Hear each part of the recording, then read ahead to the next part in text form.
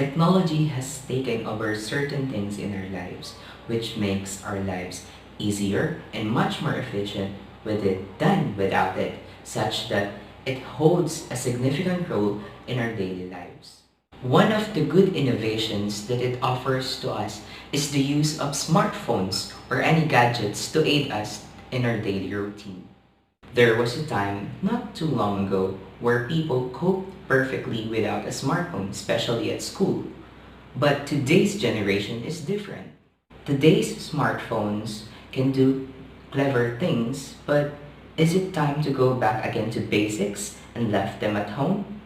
In fact, the presence of smartphones could give a very distinctive outcome compared to when we are not using it. The thing is, for me, schools and other educational institutions should normalize the use of smartphones inside the classroom.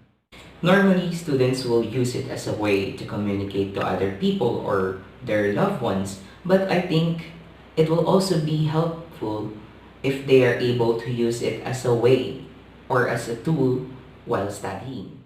Of course, opinions will be divided if you ask a group of people about it. Some will agree that the use of smartphones while studying might be helpful, but others will also say it will just be a distraction. I believe schools have their own policies regarding with the use of smartphones within their premises. According to Shaili, a professor from Tati University College, her study shows that students nowadays most preferred means of learning is visual learning style, while the major factor that affects their learning style is that they are digital natives. Digital natives are people born at the age of digital technology. They are comfortable with technology and computers at an early age and consider technology as an integral and necessary part of their lives. And it makes sense that students nowadays prefer visual learning because it is easier for them. With the widespread use of smartphones by younger and younger students, there are some practical reasons for allowing smartphones as a learning tool in the classroom. First, students learn in a way they are comfortable. As many teens are rapidly learning on how to use smartphones, it becomes a tool that is most used.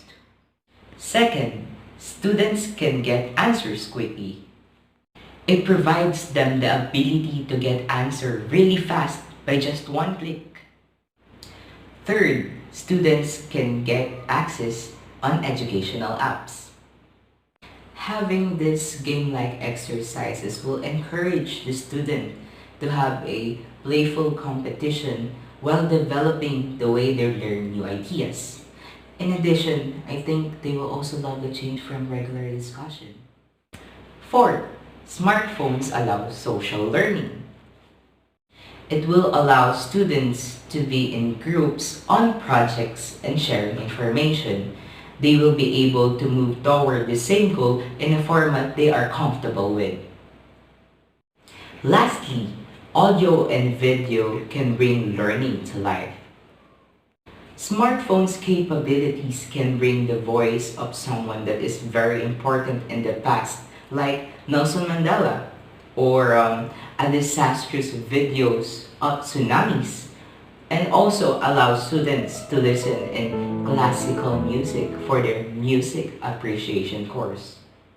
However, using smartphones inside the classroom must have limitations. I personally agree that I get easily distracted while studying if I'm using a smartphone, but I also believe the use of smartphone in the classroom should be shifted from not if they should be used, but on how to use them in the most or best possible way. Definitely, critics will see this as a way for the students to cheat and allow them to have an unauthorized socializing. Well, in fact, students are using smartphones every day and they use it as a way to learn. Instructors or teachers can be a positive force for students to be able to use smartphones properly inside the classroom. To sum it all up, I think schools and other educational institutions should set ground rules for smartphones inside the classroom, along with the consequences if they will not follow the rules or use it inappropriately. Just like with anything else, too much of something can be a bad thing, but just enough can be perfect in learning new ways.